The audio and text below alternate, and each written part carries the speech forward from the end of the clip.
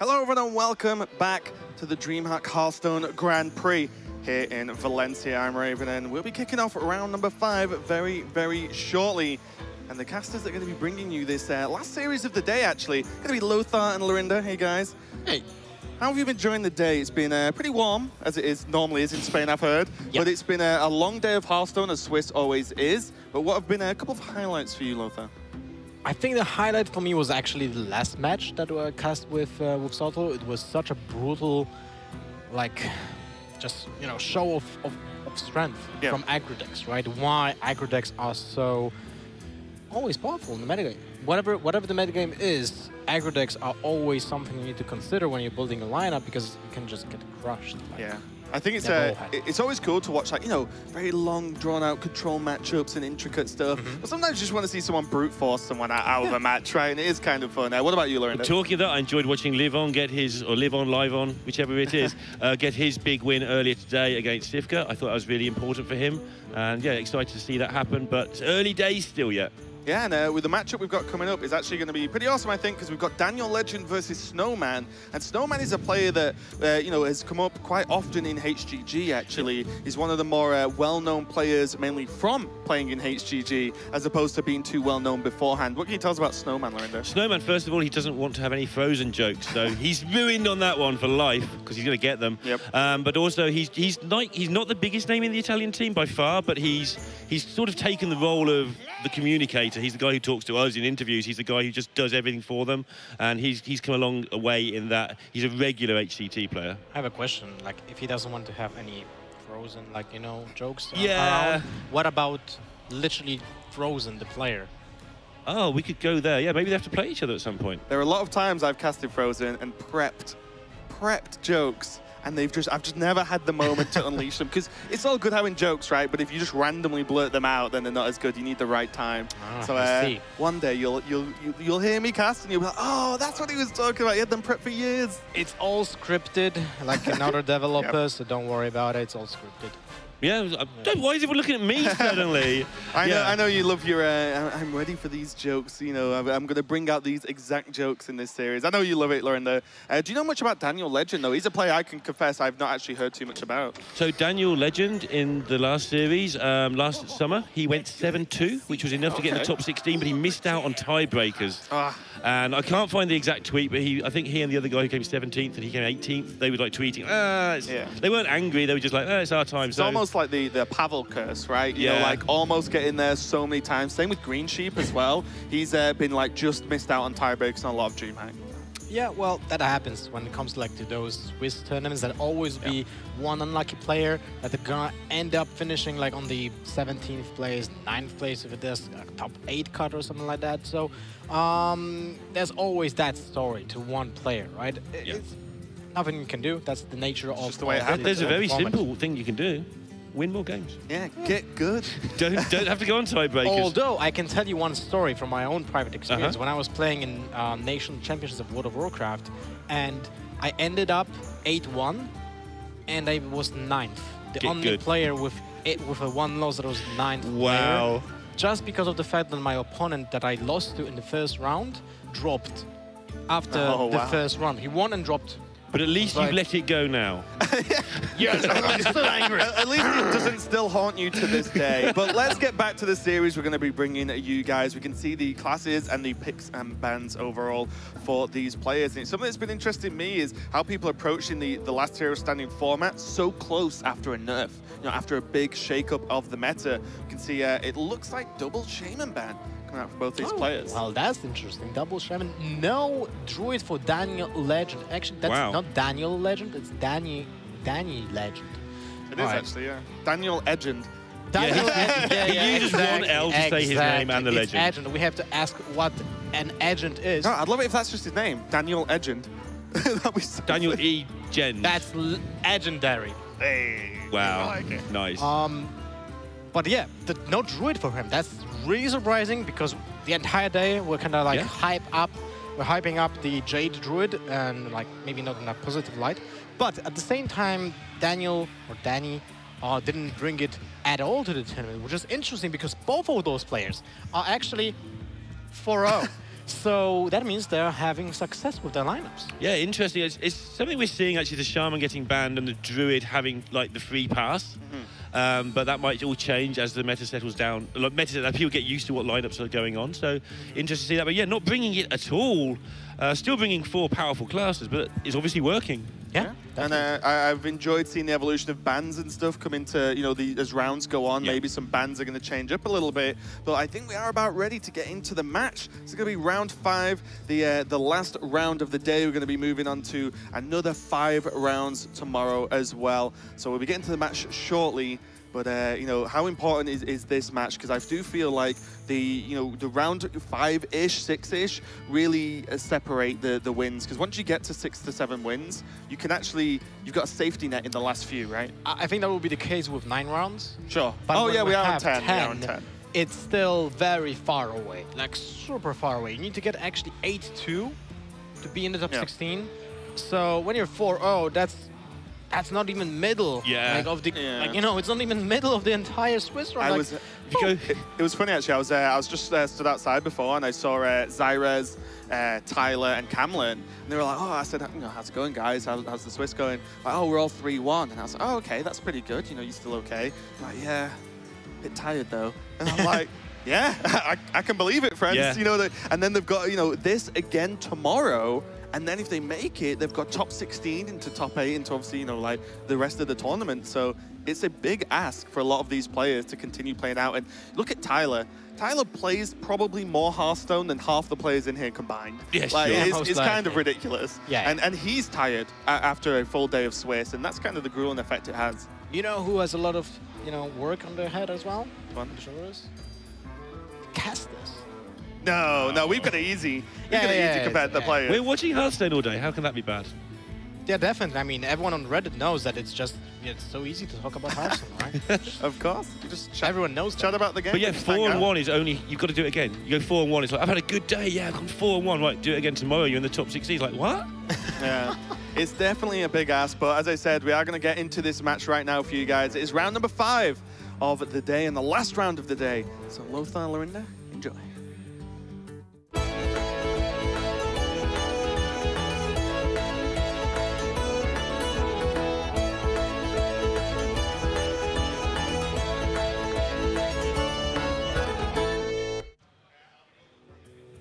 All right. Well, the final game of the day, we're kind of hyped, I think. I think we are. I think we've probably had enough heat for one day, and we're getting pretty hyper on the back of that, which I'm looking forward to. Yeah, I definitely would like to see the lineup from Daniel, like in the entirety. Sure. Because there are some tech choices. Like if he doesn't run Druid at all, I would like to see every single particular deck, because they have to be interesting to allow himself to not play Druid, because that's like weird when you have no answer to Mage, basically, right? I mean, not a dedicated answer, right? Yeah, and with Warrior and Mage in his lineup, he's probably weak to Druid. Not necessarily, there could be Pirates, which is still kind of awkward, but not only is he not brought Druid, but he's not, doesn't look like he's ready for Druid to me.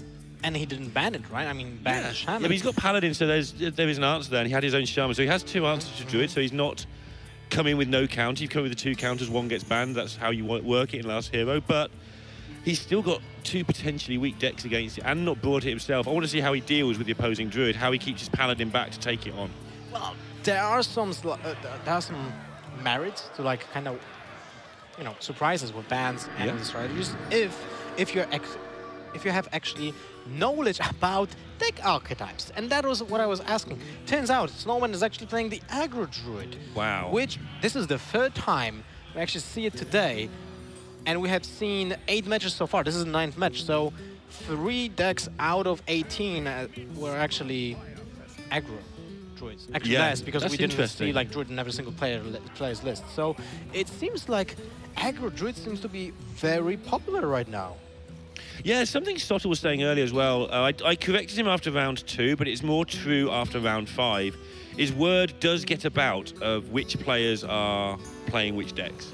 Especially the ones who are 4-0. It's like, oh, Snowman's 4-0, what's he doing to get there with it? And he'll find somebody to find, you know, you'll find somebody to tell you by this stage. Like I say, people are tightening up. They say less than they used to, but you can still find bits out. Yeah, that's true. and Daniel will have a hard time dealing with those minions right now. So the mark of the loaders, the first one is something that Daniel probably like just be like, it's tough, but I can make it, right? Yep. But the second one on turn 3, if it can be paired with another minion, it will look really rough for Daniel to just keep up with the onslaught of minions coming every single turn. So Daniel there as well, also having to hero power into aggro druid with your Murloc deck is not what you want. You want those rock pool hunters, or even the hydrologists are pretty good against these 1/2s. But look at what's going to happen here. This innovate being picked up, he probably won't even use it, but it's going to clear the board. He might even choose to just go in. He might just use the hero power this turn with the innovate. He can innovate out Hydra next turn though. Yeah, that is very powerful, but at the same time you put all your eggs in one basket if you do that. Like, let's say you have no clue what your opponent is exactly playing. So let's say there's an equality next turn to set up for consecration on turn 4, and you're like, I guess I lose right now if I don't pick up living mana, right? So I was thinking about it, but there's of course merit to just not go into it, right? And of course next turn he'll have a lot more information as to what he thinks he's playing against. And I mean, what do you do if you're Danielegend? You just go for, I mean, what do you do? What? Well, play the 2 minions and hope one of them sticks? Yeah, I mean, you would like to hit the hunter here right now. Unfortunately, it's the wall eater, so he cannot put a bigger minion that he wanted. It's really awkward. Now the charm is actually still like trading out. Oh my god. Wow. Well, you just go for the crab and mark off the loaders and like, yeah, well, yeah, Danielegend is just getting frozen out of this game. Yeah. Yeah, that's true. Oh. Where's the Icelands? I mean, someone should actually just start with a... What was it being called? Oh my god. Never mind. We'll worry about that later. I forgot completely. There was a snowball card in World of Warcraft. There was like, you can throw a snowball. Right. Like literally a snowball. There was a projectile. It dealt 1 damage, and then your opponent can throw it again to you. Oh, like, so you like gave catch? You gave your opponent the card, and he was like throwing it back. Kind of. So that'd be like a hot potato, except it's a cold one. Yeah. Anyway. But looking really bad now. But Danielegend has got the ability to fight back with this weapon and the consecration. But he's taken so much damage and he's facing so much more down. Is it all in time? Does Snowman think he can get away with it? He does. And he is correct. Unless there's an equality somewhere in this deck and a load more mana, nothing bad's going to happen to him here. It's turn 4. His opponent is at 10 HP.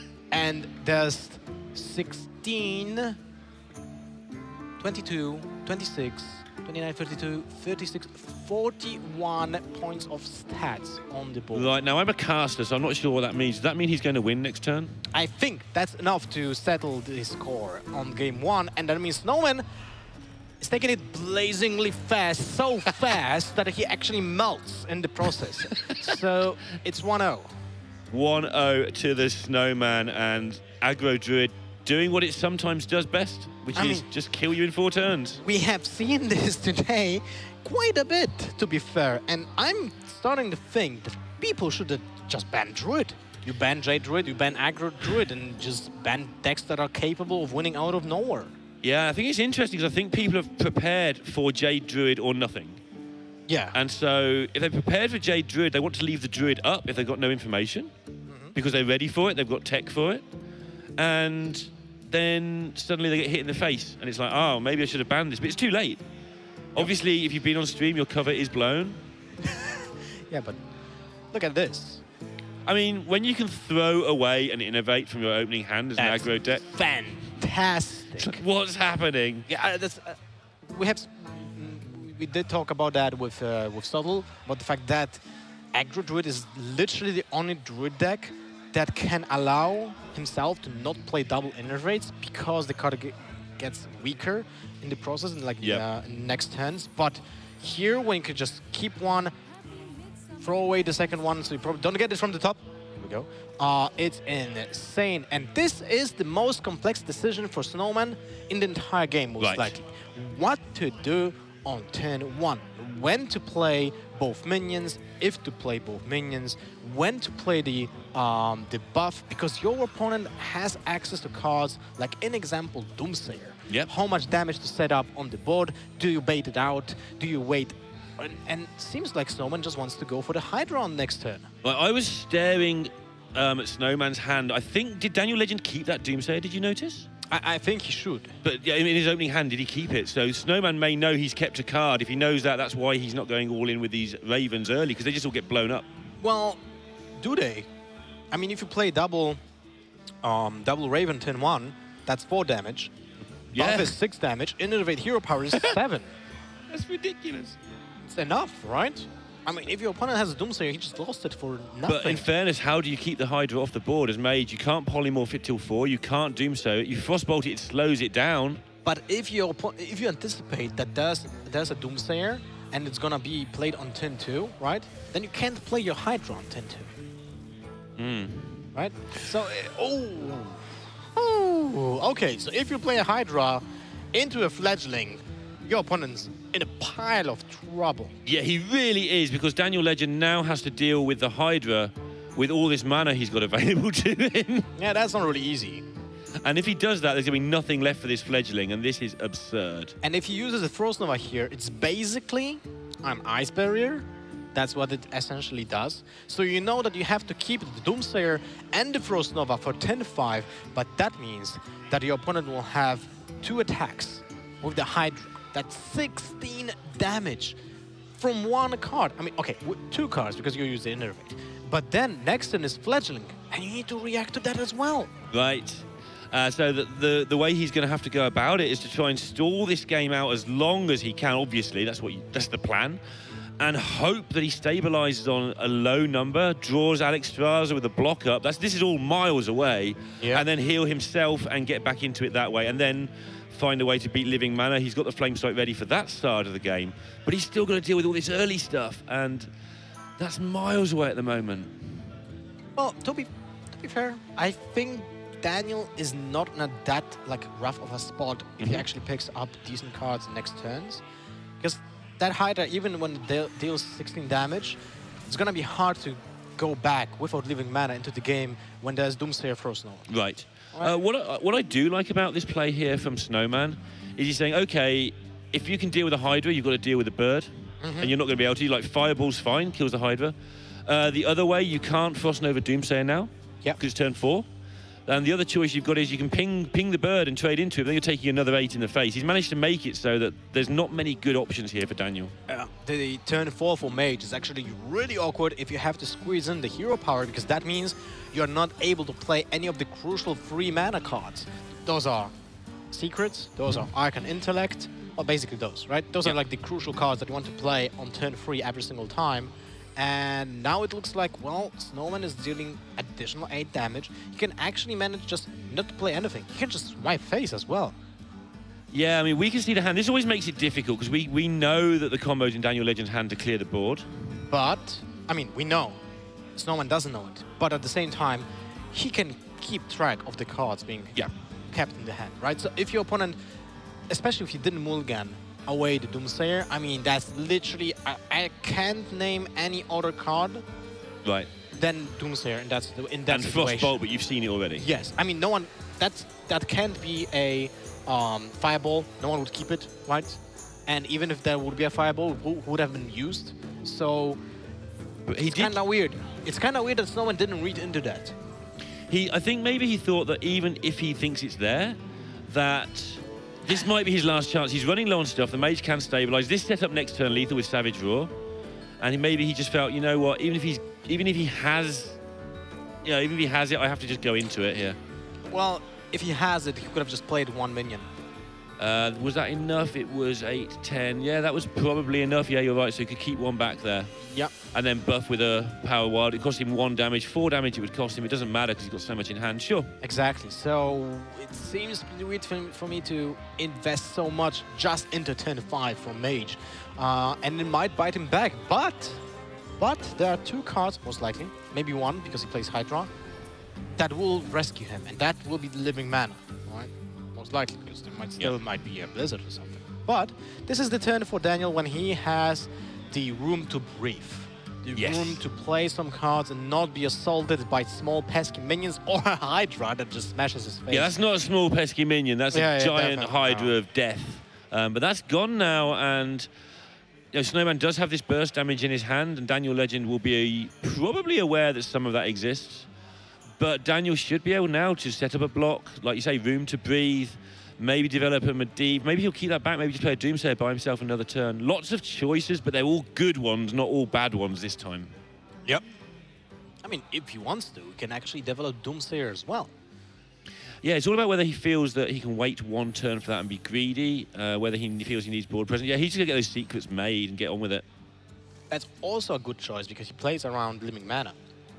Literally, the only way someone could have played around it would be Innovate first. Yep. Or Mark of the Lotus on an empty board. And it's like, well, I don't really want to do that. So, pretty good play. Snowman didn't even attack, right, with the face, if I'm not mistaken, or did he? I think he did actually, but I'm not 100%. But I think he remembered to. I mean, he maybe didn't want to proc the Ice Barrier, right? Yeah, maybe, actually, no, there's no armor appeared, so he hasn't this turn. Okay. There's a counter spell. There's a counter spell and an ice block. Yeah. I'm just saying that, actually, never mind. Okay, yeah, I see what you mean. Sure, he wouldn't have, but he's still, all his damage comes from hand. He can't do 12 without attacking anyway, so. So he has the option to play double Savage Roar, go, that's 4, 8, 9 damage, unfortunately for him. Well, that does set up the opportunity for the swipe if this doesn't happen. He had to check, right? And how much would he like to have not had this Doomsayer played against him to get the bird down? Obviously, that would end up getting killed, but yeah, he's forcing what he can through while he can. He's not going to have many better opportunities. It's a bit sad, but yeah, maybe a second swipe's in the deck. All right, Danielegend does draw that Alex Straza I was talking about earlier, so now the chance to stabilize just means put some minions down. You know, you're not going to die next turn in most worlds, and off you go. Alex Straza your own face next turn, and it's almost game over with Flame Strike in hand to look after that living mana possibility. I think if your opponent is not really that aggressive like next turn, or you can just trade in your minions, you can actually just play Alex Straza offensively. Yeah, lethal with just one attack from Alex Straza, basically. Yeah, that's the thing that could happen for sure. This is unfortunate for Snowman. He got rid of those Savage Roars last turn. This would have been some more damage. Yep. Well, he sets up an Ice Block break next turn with the swipe. So now the decision for Daniel what to do. And I feel like Flame Strike is pretty good. Flame Strike seems good to me. There's almost certainly no Eater of Secrets. It's a possibility. You have to say it every time you're in this position because it's a card that people do tech in all sorts of decks. But realistically, no. And then, yeah, Daniel just Flame Strike here and then just Alex Straza his own face this time next turn. And can you do me for 15? Well, what he does with the Flame Strike is that he sets up some small pressure, but at the same time he loses an answer to living mana. Yeah. So the question that he has to ask himself, am I allowed to lose, am I losing to living mana if I play the Flame Strike here? What is the plan? If I play the Flame Strike, I deal 4 damage to my opponent's face. He most likely has a way of breaking the Ice Block next turn, so he can read into what can this card be. Most likely it's a swipe, right? Luckily for him, it can't be swipe and living mana. Like one of these cards will have to be drawn off the top. So if it's living mana, he's okay because he can start actually delivering some beatdown of his own. And if it's not, then you're okay. Let's see what Snowman can pick up because obviously it's huge. Well, he still needs to commit to that hero power block. Okay. So that sets up a good situation for Snowman, of course, because he anticipates on Alex Straza. That's literally his out to win right now. He plays into that out, but unfortunately for him, the Spanish player will just slam, windmill slam the Alex Straza to his own face, and Snowman's like, I knew it. Ugh. And we've all been there, Lothar. Well, he had the same, reaction to the turn 5. Doomsayer throws Nova. Has he got time? It's 20 HP for Snowman, right? So yeah, he's one fireball. He's dead too because the mana worm will get buffed. Yeah, one fireball and that's GG for you. Yeah. But he needs to do it. But he cannot play the Hydra, because he dies 100%. So, yeah, you need to play Living Mana, Hero Power. Actually, Hero Power gives you... There has to be one more damage because of the Hero Power, right? Mm-hmm. Sorry, it's a long day. 6, 8, 10, 19. Yeah. Yeah, he's just basically can't win, but he doesn't know that. Wait, he played the Hydra. Interesting, okay. I think this is it. You've got one more turn of this game left. But the Hydra on board is 6, 9, 17, so it gives an out also for Frostbolt. Sure. Okay. He saw one early, so, yeah. I think he knows he's dead to nearly everything. This is the line that says, if your cards are all just blank spaces, then I've got a chance. But it's a swift ending, and it goes to 1-1. Yep. All right, so 1-1. The equalizer is here, and now we have a match. We do indeed have a match. So it's going to be obviously the mage again, because that's how the rules work. A Snowman's going to have to choose between his paladin and his warrior. And as it's aggro druid, that makes it much harder to guess what those two are going to be. Yeah, exactly. I'm just thinking, like, can be anything. Anything can happen. Which one would you like into the mage? Would you like a paladin of your choice or a warrior of your choice, sir? It depends which kind of... There are so many questions here, right? I know, I like asking questions. It makes it easier. If it's a control paladin, and you know that you're playing against a counter mage, might be really tough if you're not hitting a rallying blade really early on. Yeah. That's one of the actually reasons why paladins switched to the weapon that is being played one turn earlier than the True Silver champion. The fact that it's just a bad few War Axe dictates the tempo of the game. So we actually see the paladin, and it's the more aggressive paladin because of the Grimskull chumps that are not, that often played in every single paladin. And they're pretty good against some classes, but they're pretty bad against mages. They just die to the hero power. Yeah, and it depends if you get the coin or not as well. If you go first, they're actually quite good. They just sit there for a couple of turns. You don't really want to get it pinged on turn 2 if you're the mage and do nothing on turn 1. You're going into turn 3 as a paladin, okay. But that is pretty sweet. Now the Grimskull charm is actually like demanding an answer from... the bluff. Demanding an answer from Daniel, because the Rockpool Hunter will pick it up from the range of the hero power on turn 2. And Daniel will be like, do I play into it? What if I just play the Doomsayer? I'm playing around the Rockpool Hunter as well. Right. So... And with that Vine Cleave, it's probably the Hoy version that we've been talking about, where you probably have the Deathwing at the end, because the Vine Cleave works so well with that interaction there. Seems to be pretty popular today. We have seen the Deathwing, I think, with 2 players on stream, if I'm not mistaken. I think it's because this deck is particularly good against Druid. So you've got your answer to Druid with this deck early on, because Druid just can't cope with it over and over again. It never has time to make its J's. But then it's aggro Druid and he doesn't care. Sure, and then that's been happening. But that's like the next level that not everybody managed to get or didn't. I think that's why you bring this deck. And like you say, that's why you bring aggro Druid, because they ban wrong and you don't care. Yeah. So the Doomsayer is being played into a 3/4 Rockpool Hunter, and there's literally no way that Paladin can deal with that minion. There's not a 3-mana card apart from Equality. I was going to say Equality, but good luck. Have it, son. Make him have it. If you play Equality, what it achieves is that, well, basically your opponent just uses 2 mana to kill your Murloc next turn. Yeah, it also means you just wasted Equality and you're playing a control deck. So it's pretty bad. There was a time when people were playing like 1 Equality in these fairly aggressive Paladin decks. For those sort of reasons, and we've even seen Crazed Alchemist for a little while in 1 or 2 decks, but they've all gone. Fair, I would love to see Crazed Alchemist in current metagame. It's great against Shamans. It's fantastic actually against Shamans, right? All those totems, Primal Fin, Mana Type Totem, Langton Totem, right? Even the hero powers, like sometimes he just rolls the Tone Totem and I'm like, well, that's actually pretty inconvenient for me. Let's just swap the stats. So then it's pretty crucial against mages as well with the Doomsayers. And for Jade Druid, you can switch the stats of the crucial Behemoth Strike on a turn 6, and suddenly it trades for a 2-drop, right? So there's a lot of actually good choice for. Good with Spite with Steed. Yeah, it's Just pretty hit you decent. for a million? Suddenly, your minion becomes a beater and not a defensive minion. So the Stegadon turns into a T-Rex and says, "Rawr."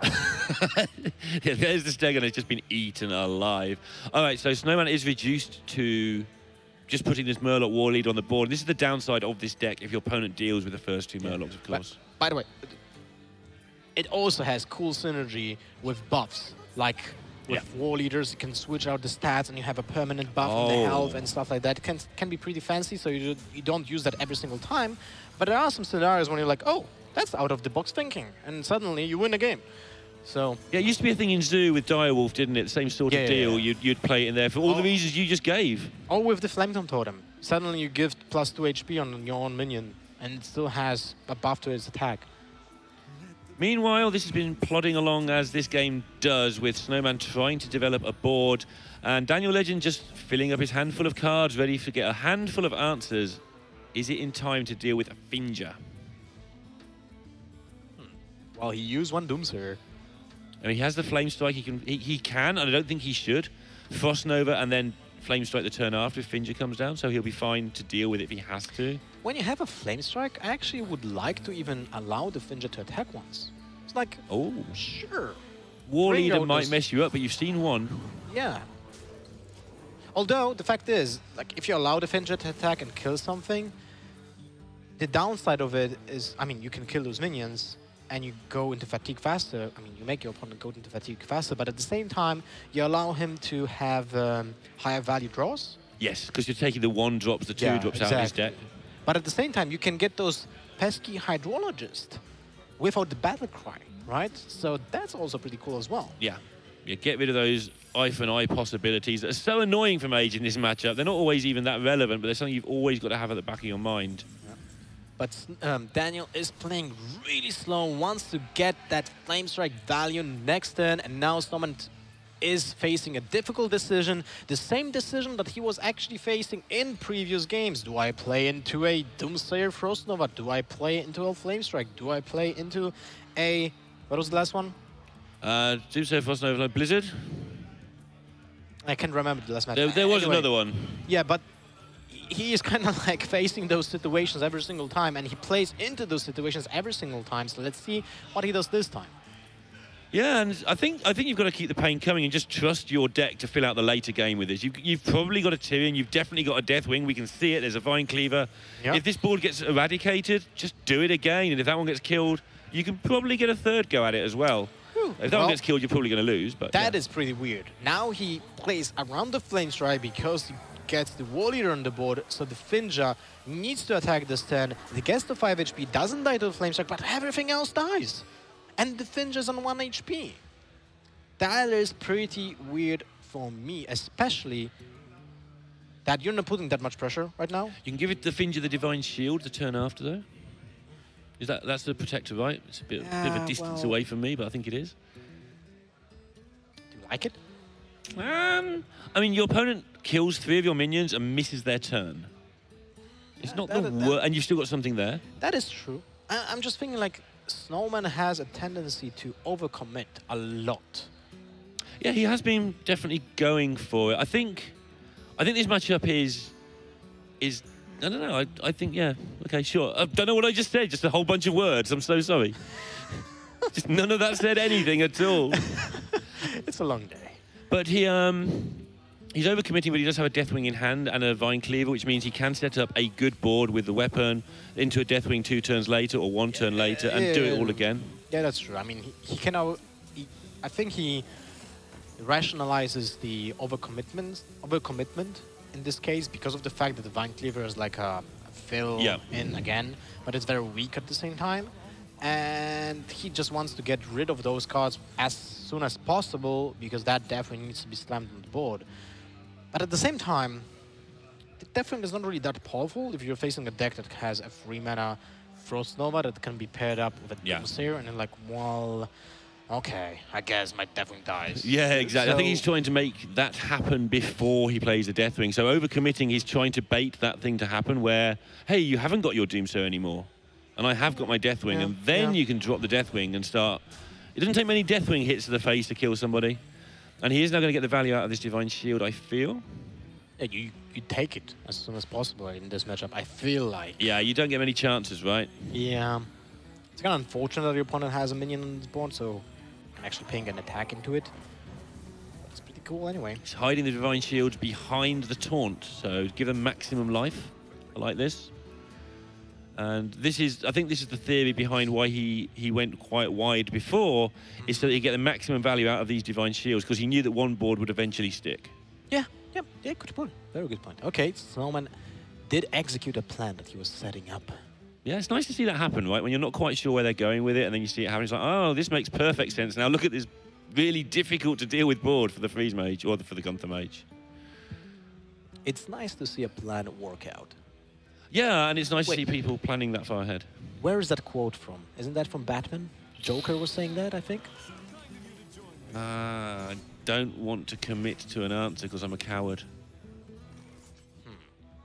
I'm not gonna comment on that, I don't know. But I'm sure someone in the Twitch chat knows. So if I'm right, tweet at me. If not, tweet at me anyway with the answer. Yeah. But I'm almost sure that was actually Joker. Okay. Anyway. We will know after the cast for sure. All right. How much pressure is that? That's 6, 9, 10, 11 damage, and Daniel is at 19? 19. So it's enough to start the pressure being important. He's on a high enough health total that it should be good. Now, obviously in Snowman's mind, he's got to consider what he wants to do about Alex Straza, and he's decided, you know what, if you've got Alex Straza, sure. You hit me hard and I probably die. Yeah. Can't really play around it in this deck. It's a very difficult card to play around in a lot of decks. That's one of the problems with the combo of Alex Straza and Ice Block. All right, so the obvious card is Flame Strike here. How much does it do? Ping on the Kodo, Flame Strike. There's a trade on the Medivh's Valet. Then you go 7 damage to the face. Your opponent is left with a 1/3 Murloc. But after he played actually 1 War Leader already. So the 1/3 is not really that important. It can get, of course, a poisonous keyword from the Megazord. So it might be a small threat to your Medivh. Oh, it could be turned into a 3/3 as well with the Sunkeeper, which is really relevant on this health total. Yeah, that will be my next point. But it's like, I don't feel like it's really important to sacrifice 7 damage to the face. So we need to go for that. But, wow, Daniel is greedy. Building a... Holy moly, greedy, and he got 2 Murlocs, but with no synergy. That is really interesting. Yeah, just the obvious play to anybody is Flame Strike. And, like, the obvious play to Daniel will also be Flame Strike. It's not like he's suddenly forgotten what the card does. He's decided to be super greedy with it and set up his own big, wide board and Flame Strike next turn whilst having this massive board behind it that can just attack into the face. I don't know if I agree with that, but it sets up, of course, good Flame Strike. But the thing is, there was actually a good Flame Strike already on the board, right? So, I do like to Flame Strike with as much board as I can have behind it, because then your opponent, if they put stuff back down after you Flame Strike, don't usually have like anything to back it up. But we can see there is a potential punish here. Cool thing that Snowman actually played around the counter spell, right? Yeah. And this is going to be interesting now, because I think Snowman has seen that something weird is going on here. Because some of the trades were just good on board last turn. And so he's setting up this Deathwing to clear everything up, and he's got Spite Ridge Steed down there, which will obviously give him a 2/6 as well. So now the Flame Strike is not really that appealing. Yeah, now there's going to be a lot of trades have to be made into that Flame Strike. Man, now the Flame Strike. I mean, and you use 2 stacks on the Medivh's Scepter for 3-drop and a 2-drop.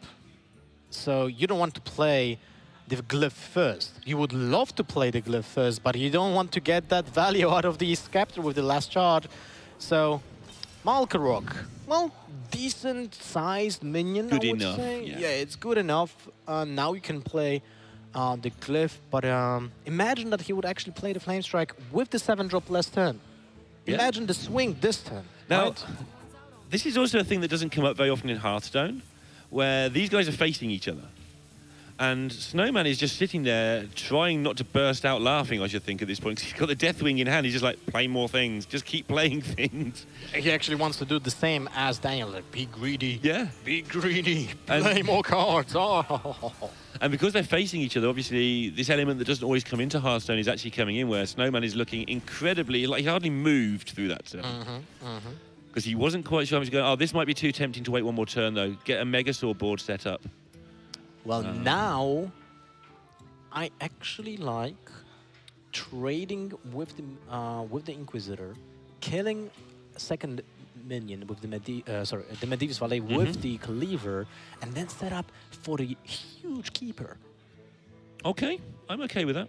I mean, you will literally get 3 minions for 2 mana investment. That's pretty good if you ask me.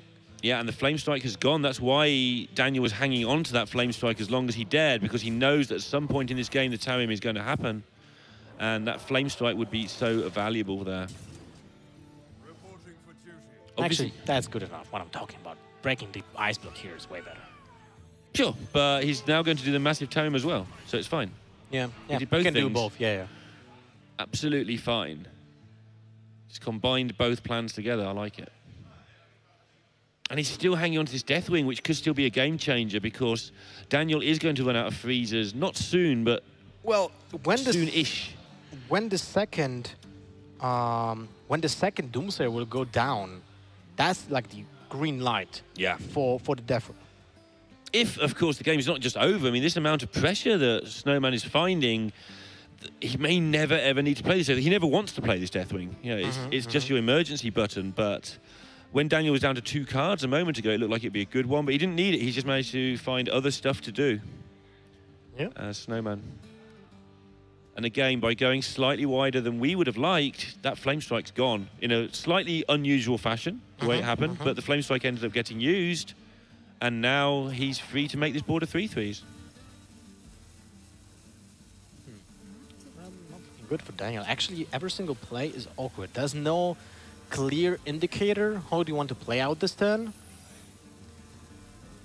Not dying seems good, and then work out next turn. But there's a weapon, right? So you need to freeze your opponent's face as well. Yep. And that Frost Bolt doesn't really seem that great if used in this fashion. It isn't, but you don't die. Wow. Not dying is just all you can do.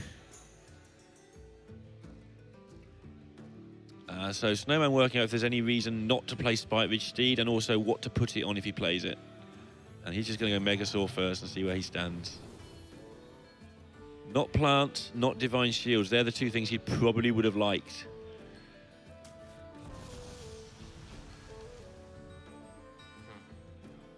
It's okay. Well, you can still play the Spite Ridge Steed. It's Yeah. good enough. It's good enough because you know that the opponent throws the board just to clear it next turn. But what he can't do is he cannot clear the board now when there obviously will be a huge minion left behind. And that huge minion, which has 2 attack, is actually enough to break the ice block next turn.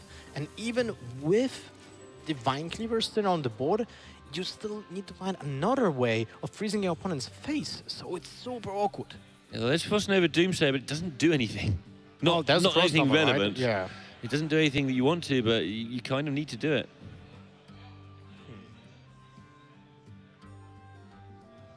Down to just that one portal if he does it, which is not where you want to be. What you want to be is ahead on board and have Alex Straza and a handful of freezers. You're not in that place right now. Remember, these guys are both 4-0. You can afford to lose at least twice in this. You can allow yourself to be bad. No, you can never allow yourself to be bad, but you can allow yourself to be calm. Because 1 isn't the end of the world. Okay, I'll give you that. I'll give you that. Yeah, cool. I got one. Is there a 5-drop that will rescue him? Like, come out of the portal and I'm like, I got this, buddy. Earth Elemental? Bomb Squad. No, that's not quite how rescues work. That's definitely a goblin rescue of some sort. Well, the Doomsayer will most likely go off because there's literally nothing that someone can do unless he has an Equality or Hammer of Wrath. Yeah, which again, are cards that happen, but not that we're expecting to see from a 4-0 player in this pretty stacked event. But now it's kind of awkward for Snowman. Like, we know, of course, that he has a Deathwing, but from Daniel's perspective, the only card that can deal the damage now is a minion on the board, and Daniel has the chance to take the control back. Yeah. So he can kill the minion, hope for a taunt minion, so he can play around, quote unquote. Yep. Against a weapon. Oh my! That is not a good 5-drop in this particular situation right now, because it literally says, I die. Yeah, I die anytime you make a Murloc 1/1 that lives. Yeah, I need to take care of your minions now every single turn, because that Hydra, even if it gets toned for some reason, it's not really that helpful. Yeah, it's probably even worse if it does. And he has got the glyph, though, which is important because he might be able to get polymorph from that into this incoming potential Deathwing. Oh! Never mind. Attack into the Hydra, bro. Why? I agree with this play. I'm the boring one in this partnership. I think if the one day you attack into the Hydra when you forget you're on 7, it's just not worth it. Or on 8. Yeah, the one day you just do something stupid in that situation, which is a 1,000,000 to 1 shot. You know, it's never really going to happen. But why not? Just it's been a long day. You just don't risk being clever. Okay. I like being boring in those situations. So, Snowman takes the lead. He has still the Paladin, still the Warrior, while Daniel is backed into the corner.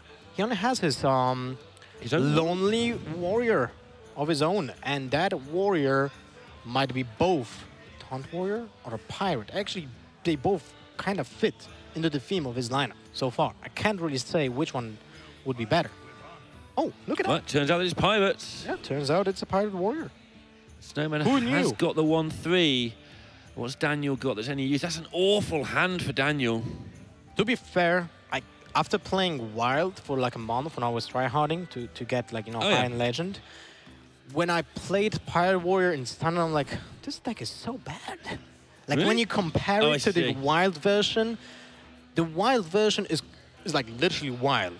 Like the way you play it is so different. You actually keep you're happy when you have a coin. You're happy to keep the pirate for 1 mana for just to play it on turn 3 or 2 with the ship's cannon. You play it completely differently, off curve, off tempo. You don't care about like being on curve.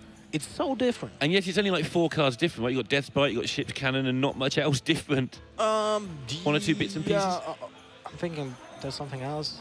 But yeah, Deathbite is like different. You don't play Arcane Reapers, maybe 1. You play 1 Mortar Strike, maybe none. And you play Finley, of course. Of course, yeah. So there are some differences. But in general, I really love the Wild Pirate Warrior. And yet it's, like you say, it's played completely different. Yeah, but still, I was pretty happy that the deck that I got to Top Legend was the Control Shaman. Yeah, nobody likes to be known for being the Pirate Warrior guy, so what did you do? You get to rank 1 5 stars with Pirate Warrior and then play Control Shaman for 1 game? Yeah, and then tweet about it and like, yeah, I got the legend with Control Shaman. It's true. All right. The hand for Daniel is like, I think Blizzard doesn't want him to win this game. Although he had the War Axe. Yeah, that's always a very good start. It stops this crazy rock pool start that could be going on right now. Yeah, but at the same time, there's a synergy for the War Axe. The Cultist for turn 3 is amazing. So there's actually merit to not attack into the rock pool hunter. Just play both pirates, go face, and keep the swing. It telegraphs what's going to happen next turn, but the opponent has only 1 card, and 1 card only, that plays around this play, and that will be the Relying Blade. But he did actually trade it in. So I'm slightly surprised. It was an interesting looking play though, like you say, just leave that stuff up and get the buff. But this way you do have the captain buff this turn as well, of course, into a nothing board. So this works on the other card that's got synergy with his hand, the totally opposite way. It's pretty nuts though that Daniel is actually playing a Spellbreaker, and it turns out this is gonna be super impactful in this matchup. Because if at any point, like usually what you play, how you do play this matchup is that you need to clear every single minion on turn 5. Because if your opponent just slams the Spike Reach Steed, it spells G and G because you can't go through that. It's too much. Yeah, it is. But the Spellbreaker is like, you know what? You can play it. You can swing an entire turn in one card, and I'm just gonna revert the state of that minion. And half the time they don't have the Spike Reach Steed anyway, but you can't take the risk. So not only does the Spellbreaker let you take the risk, half the time you just get away with it. Yeah, exactly. And the half you don't, then you use your Spellbreaker. The times you do get away with it, now this Spellbreaker's handy against Tarim, it's handy against all sorts of other things as well. So Spellbreaker in this matchup is huge. Yep, it definitely is. And it can still like silence a Tarim. The Tarim has taunt, right? Yeah. It can go through it. So what it means for Daniel in this case is that Arcane Reaper actually is guaranteed 10 damage. Yeah. And if you can set up lethal right now, because that's 10 damage, I mean, you deal 5, 6 damage if you don't trade with the Megazord at all, right? And then you have additional 5, and then next an additional 5 because you have a Spellbreaker, and that's not easy for your opponent to deal with. Interesting to me here, talking along those lines, that the Kodo wasn't played. He's chosen to get this wide board. This is the point where you're saying to the Pirates, right, hit me with all you've got, and if it better be enough, because otherwise you've lost in 2 or 3 turns, because I'm going to start just getting... This board is no longer your board. I mean, it looks good to me. It kind of... It's a play that you can't really figure it out easily, because if your opponent goes wide with the Murlocs, it's either, well, he has a War Eater, he has a second Megazord, or there can be a Tarim, or there's a Spike Reach Seed. And it's like, how do you play around it? It's like, no, there's no easy way of playing around that kind of play, because there's so many things that can unfold in the turn 6. So even with the Wall Eater, there's still 3 mana left, and there's a secret. Yeah. So how do you play around those all factors right now? Yeah, and it's just said to Daniel, look, you cannot get this board. Daniel's going to try and get this board. He thinks he can get it. Okay. To me, it said that he didn't think, to me, it was Snowman saying, you can't get this board, hit me. Yeah, he plays around the Spike Reach Steed, although he has the Spellbreaker, so he plays around more against the Wall Eater and against the Tarim.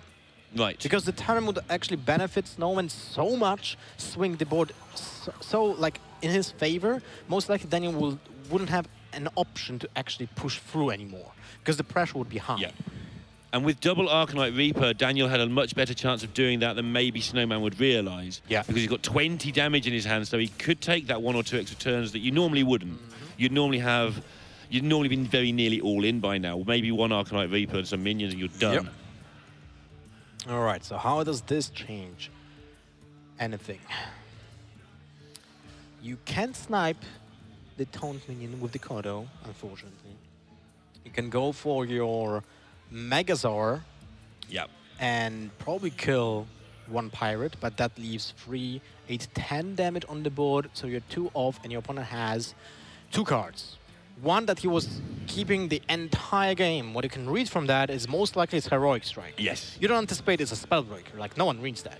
So it's either Heroic Strike or a Mortar Strike or another weapon. Yeah, or Leroy. It's just not nice. None of those options are nice for you, apart from the weapon one, sure. A weapon is like, yeah, whatever. Other option would be, that's Wind Fury. Not bad. Not bad. Not bad, but... I mean, it gives him a chance to kill the minion and get the Murlocs. Maybe he will get the Bluggle Warriors if he has those in the deck. I don't believe he actually has that. Seems like no. But still, the Noble Sacrifice maybe doesn't mean much, but it will soak 1 damage, and that 1 damage might make a difference. But... yeah, Cochran Elite... pretty good if you ask me. Yeah, I think it might be reasonable at this stage of the game, especially at this stage of the match. It's going to be 2-2, and we're going to go to a game 5. And of course, this is to see who finishes overnight at 5-0 in this 10 rounds of Swiss. They'll have a good night's sleep if they do win this game. He can lullaby himself with the Pirate Warrior ladder to finish up the day. That will definitely send most people to sleep. Pirate Warrior going to take on another warrior. We don't know which sort. But we've seen an aggro druid and a fairly aggressive paladin. Normally, you don't want three things the same in last hero standing because your opponent can run through your lineup. So the chances of, without doing all the ins and outs, is it's probably taunt. Well, he has a shaman as well. Probably evolved shaman because it's the strongest shaman. Right. It's actually interesting that the shamans are pretty far away from each other when it comes to win rates. So evolved shaman seems like the most decent option for everyone in every single lineup. Yep. So Snowman actually picked up a very aggressive lineup, a super aggressive lineup. He plays the aggro paladin, he plays the pirate warrior, he plays the aggro druid, and most likely a bloodless shaman. Which is interesting, right? For last hero standing. For Conquest, sure, you pick on a deck and you smash through it. For last hero standing, it must just work out in his mind that he has good positive matchups all across the board with this. And obviously they do have different win conditions, they do have different good and bad matchups, but overall it's unusual to bring a very similar set of decks like this. Yeah, I guess. No weapon for Snowman. He does have the Frothing Berserker, but that's all. Now he has a weapon. But he misses the turn 1. Right? He misses the turn 1, and Danielegend has a weapon, a captain, and of course they're all in his favor right now.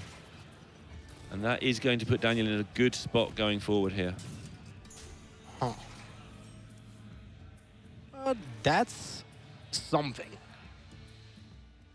It's something. I mean, that's such a tough choice, actually. Because if you allow yourself to play the Zolf mate, your opponent has a trade and can develop it. If you play the Blood Circle, sir, your opponent cannot trade on the board. Right. So you would have to be pushed to play Saucy Captain on that turn, or use a Heroic Strike, or switch the weapon, which is not bad. Right. And you still get the patches out and just kill a minion. So then you have a setup for turn 3 Frothing Berserker, because your opponent, if he doesn't have a minion on the board and has a 3/2 weapon, he needs to sacrifice Heroic Strike or get an upgrade to kill the Frothing Berserker. So actually, Frothing Berserker is pretty hard to set up in this matchup, because if you just play it as a 2/4, it dies to Corcoran Elite and most likely lose the entire match because of that. So it's crucial that you have a weapon on board already when you play Frothing Berserker, and your opponent has a minion that you can just attack into while not even killing it, but just to buff up the damage to 3 on the Frothing Berserker. And that's definitely what he was trying to do there. He was trying to get that minion to stick, just to like make this 4/4 minion. And this is interesting because Snowman's having to waste mana to make the plays he wants to make, but they're still working fine. Like sometimes playing on curve, even with an aggressive deck, doesn't have to be the only way. And it's a matchup that is not really that straightforward if you don't have a easy opening. Right. Because sometimes you just have to play for the board. I mean, most of the time you have to play for the board. But those plays are off curve. Those plays are not intuitive. And you need a lot of experience actually in the mirror match when it comes to Pirate Warriors, because there's a lot of small factors that come into the play. Yeah. This might set up his turn 5, though. I think he might have untangled this mess of mana he's had. So next turn, he may be able to kill a minion with his weapon and drop the Frothing Berserker. Sorry, drop the 2/2 drops, like Heroic Strike something, play the 5/3, kill something with weapon. Then he's going to have a minions on the board, maybe still have the weapon, and then on turn 5, he can Heroic Strike something else and get the Berserker down. To be fair, in this situation, I wouldn't mind... Actually, never mind, because there's free attack on the board. It's all too big now, yeah. Whew. Okay, so if you go for the Frothing Berserker, you kill one of the minions. Yep. You have a Frothing Berserker that doesn't die to the board, and you require your opponent to have a trade with the Corcoran Elite, a better weapon to be upgraded, and just, you know, override the hook, the rusty hook. Yep. And that's not ideal. Nothing here to Heroic Strike, of course. You don't want to hit something for like 8 or whatever it's going to be. I was just thinking maybe you should just go face. Deal 7 damage with the Heroic Strike, deal 7 damage, but at the same time, Danny is at 28, 29 actually. Yeah, no one's dying anytime. And whoever loses this battle for the board is going to lose in double quick time when they finally do lose the battle. This could go on 2 or 3 more turns yet. These matchups can get really intricate, as you have already said. But when you do win the battle for the board, if that Frothing Berserker ever sticks, you just kill them in 2 or 3 turns for whatever health total they're on. It's kind of hilarious that both players have the Heroic Strikes, like, in doubles. Yeah, they're really just useless. Both of them thinking, oh, my opponent never draws double heroic strike. Yep. And that's really convenient as well, this weapon. Well, you need to play it right now. Yeah. It's actually a pretty insane draw because it allows you to have a tempo swing next turn if you get to draw a card that costs us more than 1 mana. Leroy, basically. come on. It's just when they both have nothing in their hands. You want to see the word burn. Well, that I know which movie that's from. Crucial. Yeah. That is crucial. Like the fact that he doesn't need to sacrifice another minion, nor the heroic strike, is crucial to the pressure that he's building up. That translates into at least 2 more damage from those minions or better trades in the upcoming turn. So it's pretty damn important that he did get an upgrade on the weapon. Yeah, and board versus stuff right now. I mean, Snowman is not looking good at all. He needs to think about finishing up the game. Am I allowed to play heroic strike, heroic strike, smash his face? That's 11 damage. If he does this though, he does manage to occupy the board okay.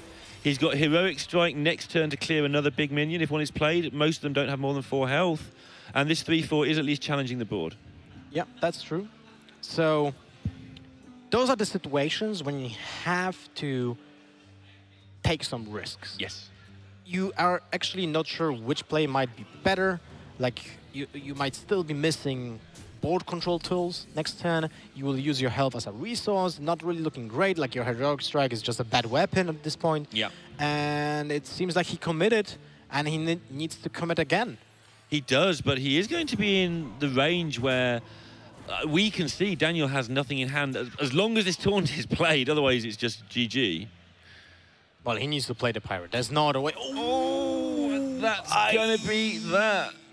I don't really agree with that. Because it's a good setup on the board. It plays around weapons as well. And you will still get to armor up in the future turns.